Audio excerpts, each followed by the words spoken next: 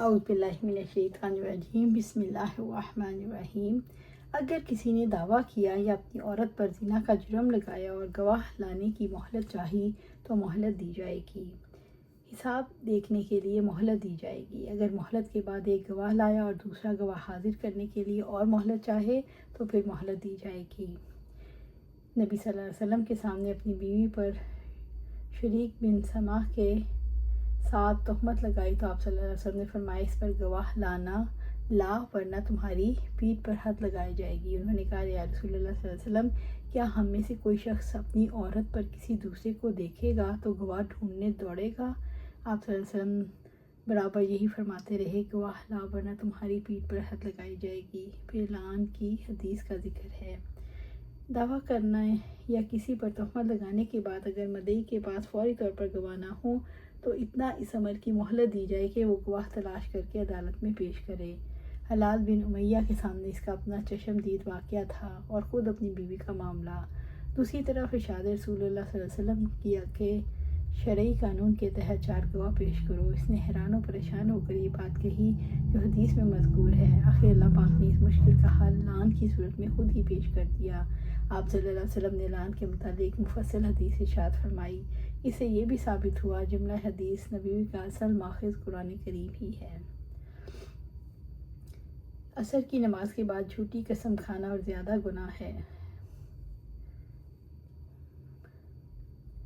آپ صلی اللہ علیہ وسلم نے فرمایا 3 طرح کے لوگ ایسے ہیں کہ اللہ تعالیٰ ان سے بات بھی نہ کرے گا، نہ ان کی طرف نظر اٹھا کر دیکھے گا اور نہ انہیں پاک کرے گا، بلکہ انہیں سخت دردناک عذاب ہوگا۔ ایک وہ شخص جو سفر میں ضرورت سے زیادہ پانی لیے جا رہا ہے اور کسی مسافر کو جسے پانی کی ضرورت ہو نہ دے۔ دوسرا وہ شخص کسی خلیفۃ المسلمین سے بیعت کرے اور صرف دنیا کے لیے بیعت کرے جس سے اس نے بیعت کی، اگر وہ اس کا مقصد پورا کر دے تو یہ بھی وفاداری سے کام لے ورنہ اس کے ساتھ بیعت و عہد کے خلاف کرے۔ تیسرا وہ شخص جو کسی سے عصر کے بعد کسی سامان کا بھاؤ کرے اور اللہ کی قسم کھا لے اسے اس کا اتنا روپیہ مل رہا تھا اور خریدار اس سامان کو اس کی قسم کی وجہ سے لے لے حالانکہ وہ جھوٹا ہے۔ 3 گناہ جو یہاں مذکور ہیں اخلاقی اعتبار سے بھی بہت ہی برے ہیں، ان کی جس قدر مذمت کی جائے کم ہے۔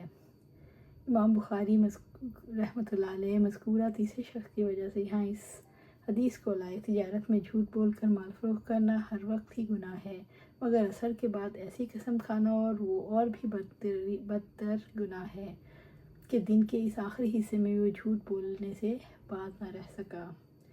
مدعی علیہ پر جہاں قسم کھانے کا حکم دیا جائے وہیں قسم کھا لے، یہ ضروری نہیں کسی دوسری جگہ پر جا کر قسم کھائے۔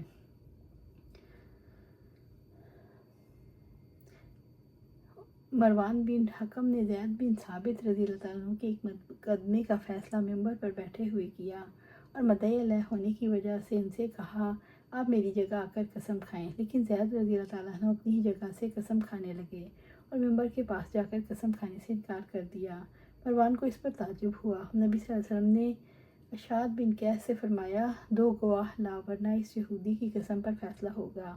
آپ صلی اللہ علیہ وسلم نے کسی خاص جگہ کی تخصیص نہیں فرمائی، مثلا مدعی کہے کہ مسجد میں چل کر قسم کھاؤ تو مدعی علیہ پر ایسا کرنا لازم نہیں۔